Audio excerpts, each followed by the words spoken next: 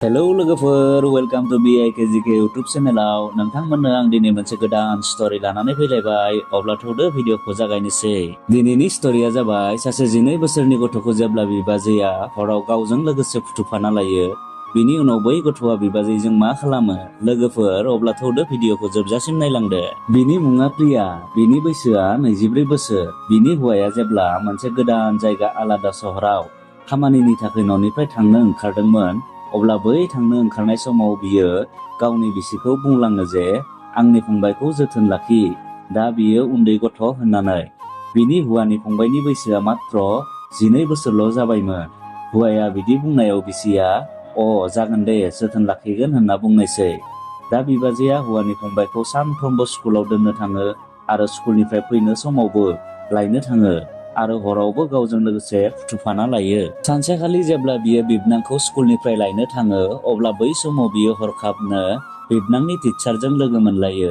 लोगो मोनलायनाय लोगो लोगोनो बिबाजैया गिखाङो, शक जाखाङो, मानोना बै टिचारा बिनि एक्स बयफ्रेन्डमोन।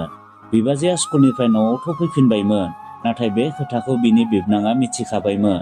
बिबनाङा दा खोथाखौ मिथिनानै बिबाजैखौ सानफ्रोमबो ब्लेकमेल खालामनो हमग्रा जाबाय।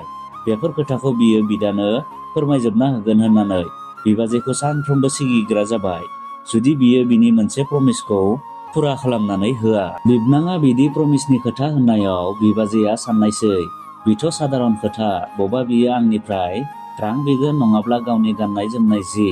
नाथाय जेब्ला बिबनाङा गावनि प्रमिसनि खोथाखौ बिबाजैनि सिगाङाव फोरमायो, बिबाजैनियाव बियो, अब्ला बिबाजैया बै खोथाखौ खोनानानै गिलु बालु जायो, गावनि जिउखौनो गलांनाय बायदि मोनो। बिबाजैया बिसानि नखराव हाबा जाना फैनाया दान मोनब्रै जाफैबायमोन। बिनि जिउआ जोबोर आलो गोजोनै रंजा खुसियै सोलिगासिनो दंमोन। बिसानि नखराव बिसोर साथामल' फेमिलि दंमोन, बियो गावनि हौवा आरो 12 बोसोर बैसोनि बिबनां। सानसेखालि बिनि हौवाया जबनि थाखै, खामानिनि थाखै बाहेराव गुबुन मोनसे सहराव थांनो गोनां जायो आरो बियो गावनि बिसिखौ थांनाय समाव बुंलाङो, आंनि फंबायखौ मोजाङै जोथोन लाखि होननानै। हौवाया बिदि बुंलांनायाव बियो बिनि फंबायखौ, गावनि बिबनांखौ जोबोर जोथोन लाखिदोंमोन, अनदोंमोन, गावनि असे गथ' बायदि अनदोंमोन।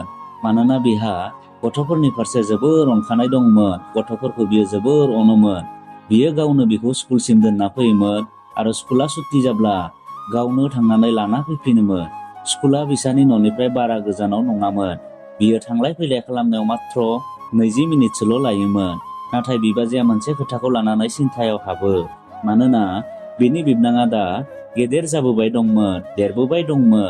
नाथाय बिनि हौवाया बेफोरखौ जेबो सिन्था खालामाखैमोन जे बिनि फंबाया दि देरबोबाय दं, बियो गाव हारसिंनो जोथोन लाखिनो हानाय जाबाय। माब्लाबा बिबाजैया बिदिबो सानग्रा जालांबायमोन जे बिनि फंबायखौ सोरबा माबाफोर खालामगोन, बेनिखायनो बियो गावनि फंबायखौ बिदि एसे खोमानानै दोनो, बोरावबो थांनो होआ, एसेबां जोथोन लाखिनो होयो। नाथाय बे खोथाखौ लानानै बियो गावनि हौवाजों सानसेबो नांलाय खमलाय बानायासै। गावनि हौवाखौ जेरैनो जोथोन लाखियो, बेबायदिनो बियो गावनि बिबनांखौबो जोथोन लाखिग्रा जानायसै। जेरै बिनि हौवाया गावनि फंबायखौ सासे गोरलै गथ' बायदि जोथोन लाखियोमोन, बेबायदिनो बिबो जोथोन लाखिग्रा जानायसै। सानसेखालि जेब्ला बियो बिबनांखौ स्कुलसिम दोननो थाङो आरो दोननो थांनानै जेब्ला बियो स्कुलसिम मोनहैयो, अब्ला बियो बै समाव सासे गुड लुकिं हेन्डसाम मानसिखौ स्कुल सिंथिंजाय हाबलांनाय नुयो। बै मानसिखौ नुनानै बियो सोमोनांखाङो, गिलु बालु जाखाङो, मानोना बियो जाय मानसिखौ नुदोंमोन बियो बिनि एक्स बयफ्रेन्डमोन। नुनानै बियो सानहाबनायसै, आसरित जानायसै जे बिनि एक्स बयफ्रेन्डआ बे स्कुलाव माबोरै मोनफैखो, बियो माबोरै जानो हागौ, बियोथ' बोसोरसे आगोलनो थैबायमोन, थैनाय मानसिया माबोरै थांखांफिनखो, बियोथ' मोनसे जाब्रबथाय जाथायाव जाना थैदोंमोन। बेफोरबायदि बिनि गोसोआव गोबां सानखांनाय फैबाय। बिनि उनाव बियो हाखु दाखु आमोनखौ अर्थात गावनि बिबनांखौ न'सिम लानानै फैयो। जेब्ला बियो न'आव सफैदोंमोन, अब्ला बिनि गासै देहा सोलेरानो गोलोमदैजों सिग्लाबजोबदोंमोन, मानोना बियो जोबोर गिदोंमोन। बिबाजैनि बेबायदि हाल-सालखौ नुनानै बियो बिबाजैखौ सोङो, बाजै, नोंहा मा जादों? नों मानो एसेबां गोलोम गुबुजोबखो? बिबनाङा बे खोथाखौ मिनिस्लु जानानै सोंदोंमोन। बिबनाङा बिदि सोंनाय लोगो लोगोनो बियो गावनि मोखांखौ सिंथिंजाय खालामो, मानोना बियो गावनि आगोलनि काहानिफोरखौ मिथिजानो गिदोंमोन। बिबनाङा दासिमहालागै बिबाजैनि सेरावनो गसंनानै दंबाय दंमोन। बियो बिबाजैनो लोंनो थाखाय गिलाससे दै होफैयो। बिबाजैया दैखौ बिनि आखाइनिफ्राय लायो। नाथाय जेरैनो बिनि नोजोरा बिबनांनि मेगनथिंजाय जायो, अब्लानो बिबाजैनि आखाइनिफ्राय गिलासआ बारग'ना गोसायै गोग्लैयो। मानोना आमोना बिबाजैखौ नायनाय नोजोरा एसे गुबुन रोखोमै नायदोंमोन। बियो सासे 12 बोसोर बैसोनि गथ' बायदि नायाखैमोन। बियो सासे गेदेर सेंग्रा बायदि बिबाजैखौ गाज्रि नोजोरजों नायदोंमोन। बिबनांनि बेबायदि गाज्रि नोजोरजों नायनायखौ बिबाजैया सहायनो हायासै। बियो रागा जोंखाङो। रागा जोंखांनानै बियो बिबनांखौ आखायाव हमनानै गावनि रुमनिफ्राय दिहुनना हरो आरो गाव थानाय रुमखौ मारिथेना लायो। बिनि उनाव बिबाजैया बैसाङाव जिरायो।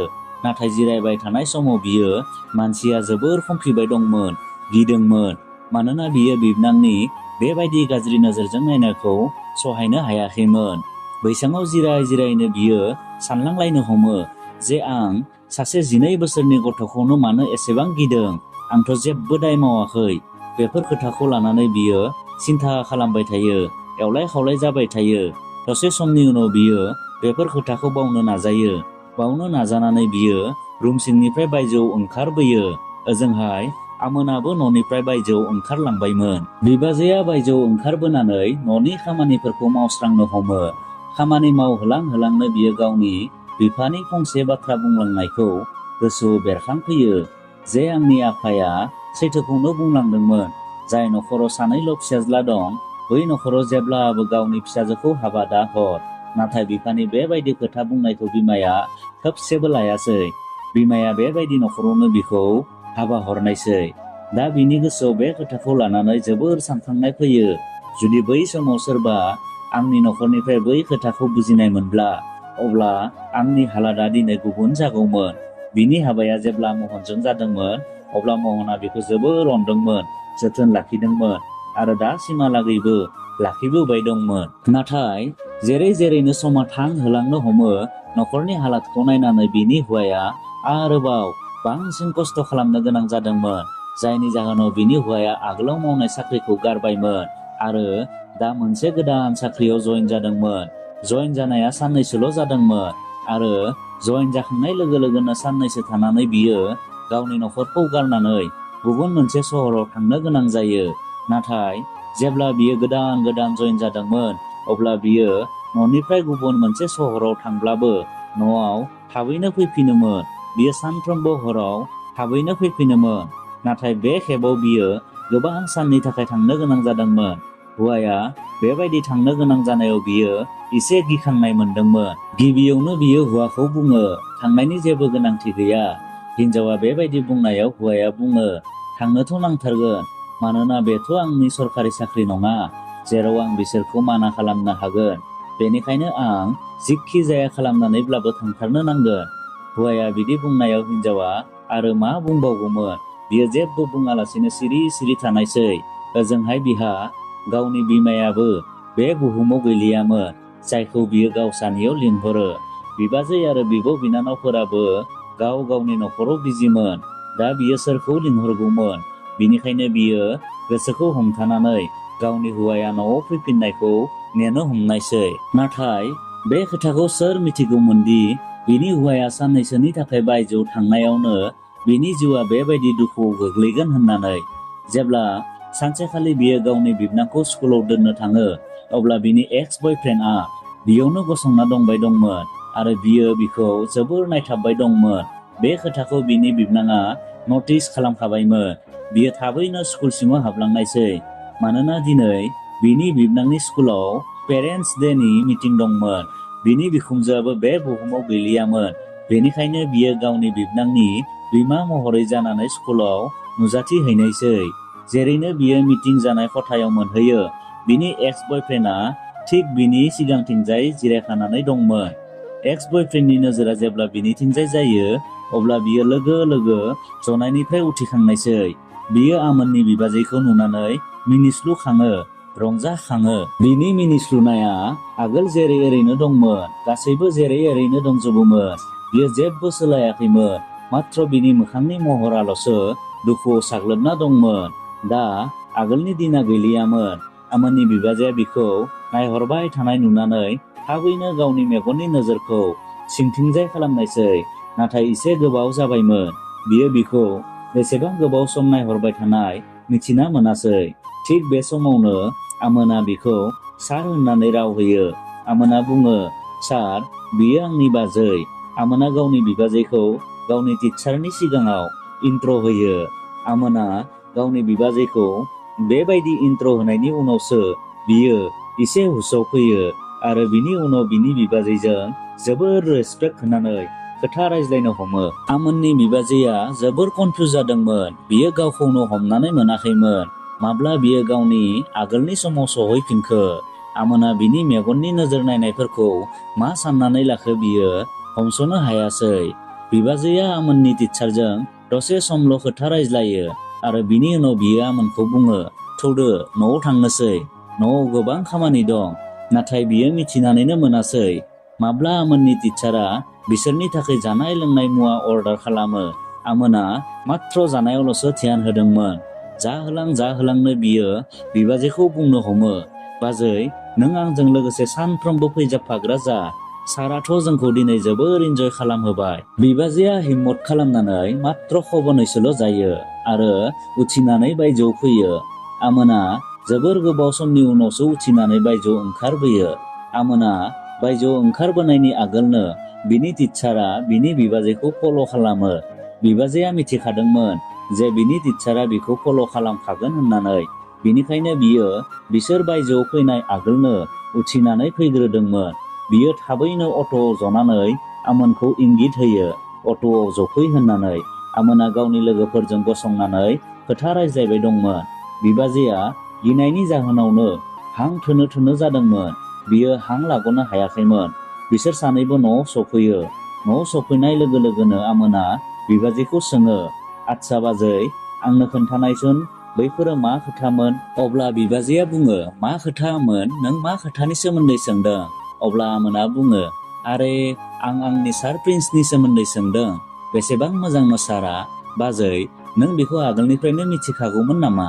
अब्ला बिबाजैया रिप्लाइ होयो, नङा, आं बेखौ सिनायखाया। आंहा बेजों गोजानहालागै जेबो सोमोन्दो गैया। अ नंगौ नामा बाजै? Please relax. नों मानो एसेबां गिदों? आं नोंसा आदानि थाखायसो सिन्था जागासिनो दं। मिथिना मोना बियो न'आव माब्ला फैफिनगोन। बिबाजैया बे खोथाखौ जोबोर सिन्था खालामनानै बुङो। बेबायदि बिसोर सानैबो खोथा रायज्लायबाय थानाय समावनो आमोना बिबाजैखौ मिनिनानै बुङो, आदाया न'आव गैया मा जाखो? आंनि सार प्रिन्सआथ' दंना। आमोना बे खोथाखौ बिनि थाखायनो बुङो जे बिबाजैया जेन बिनि खोथाखौ बुजिना मोनो, जेन बिसोर सानैनि गेजेराव गासै मा सोमोन्दो दं। आमोना बेबायदि बुंनायाव बिबाजैया ओरैबायदि गिबावोदि बियो आमोननि सिगाङाव आखाइ खबजबलायनानै आमोनखौ खुलुमनो हमो आरो बुङो, प्लिज नों बेफोर खोथाखौ गसाइनि अननायाव रावनिबो सिगाङाव दा बुं आरो नोंसा आदानि सिगाङाव जेब्लाबो दा बुं। बिबाजैया बिदि बुंनायाव आमोना बिबाजैखौ बुंफिनो, बे खोथायाथ' आंनि सायावसोना बाजै, जे बे खोथाखौ आंनि खर' मेलेमाव बेसेबां सानालागै एसे खोमाना लाखियो। नाथाय बाजै, नोंखौ नायनानै सानफ्लाङादि नोंथाङा बिदि।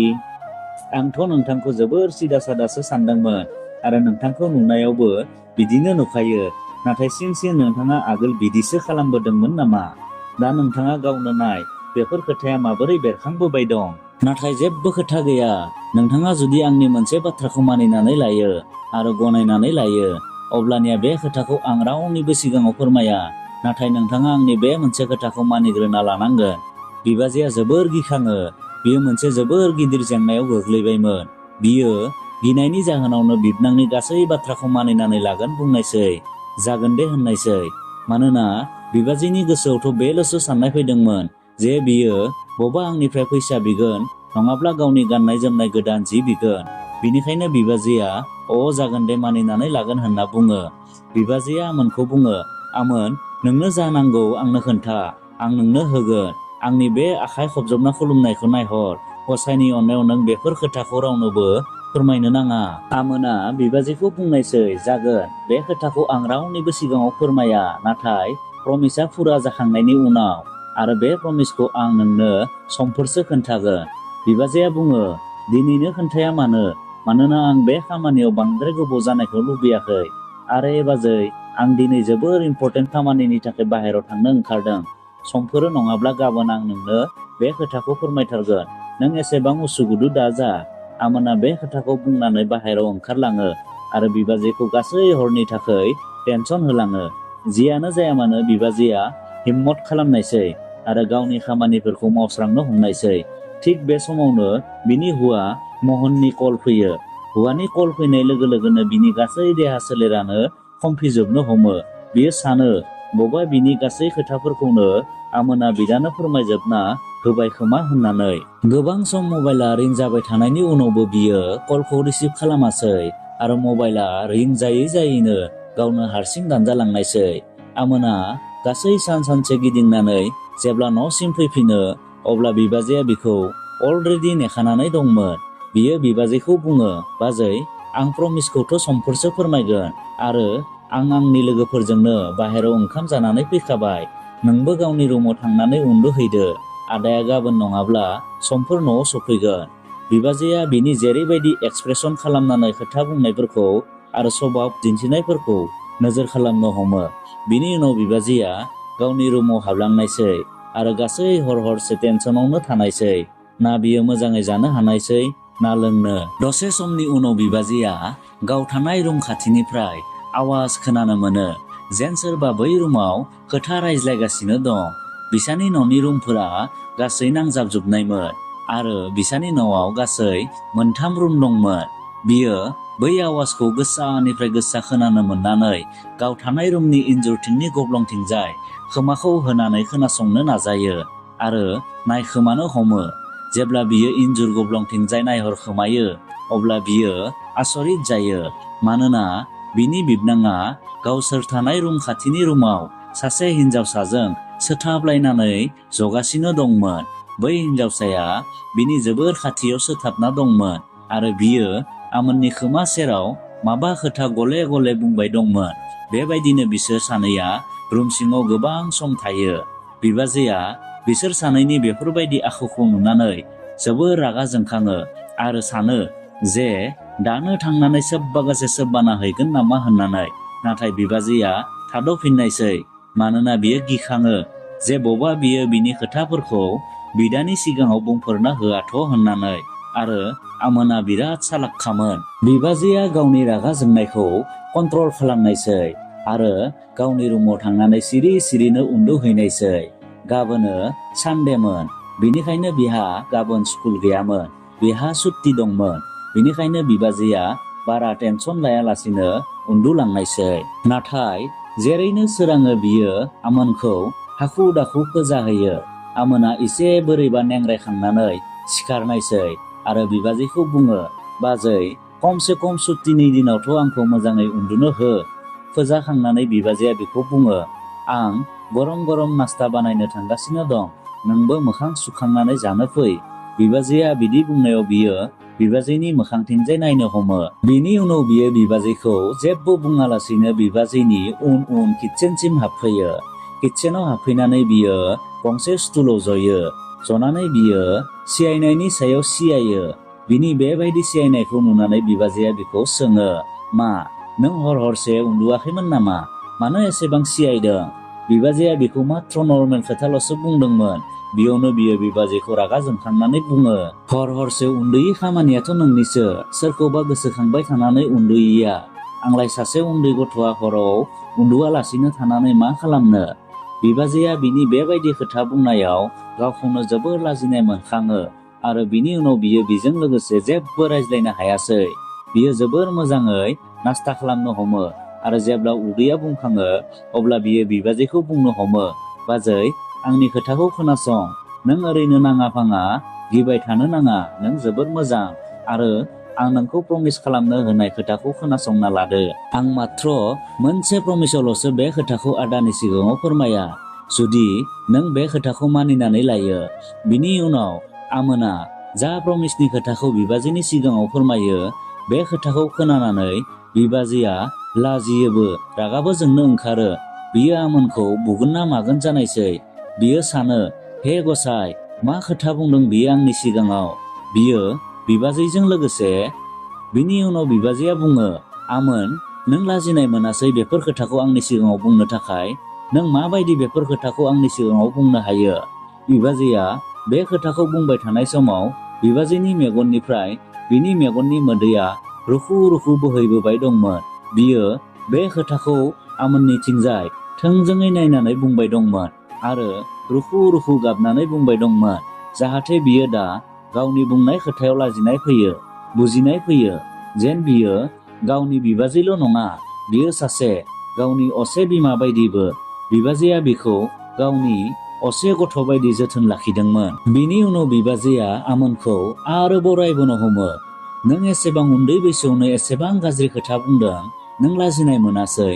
नों मिथिगोना मा खोथा बुंदों? बिबाजैया बिदि बुंनायाव आमोना बुङो, आं मिथिगौ, आं मोजाङैनो मिथिगौ आं मा खोथा बुंदों। जुदि नों आंनि बुंनाय बाथ्राखौ मानिनानै लाया, अब्ला आं आदाया न'आव फैब्लानो नोंनि गासै खोथाफोरखौनो फोरमायजोबना होगोन। आमोना बिदि बुंनायाव बिबाजैया मा खालामगोन मा मागोन जानायसै। जुदि बियो आमोननि खोथाखौ मानिनानै लायो, अब्लाबो बियो फासिगोन, आरो जुदि मानिनानै लाया, अब्लाबो बियो खारग'नो हाया जादोंमोन। लोगोफोर, स्ट'रिया गोलावद्राय जागोन होननानै स्ट'रिखौ होजोबनाय जायासै। बिनि पार्ट 2 खौ नेक्स्ट भिडिअ'आव लाबोसिगोन। Thank you.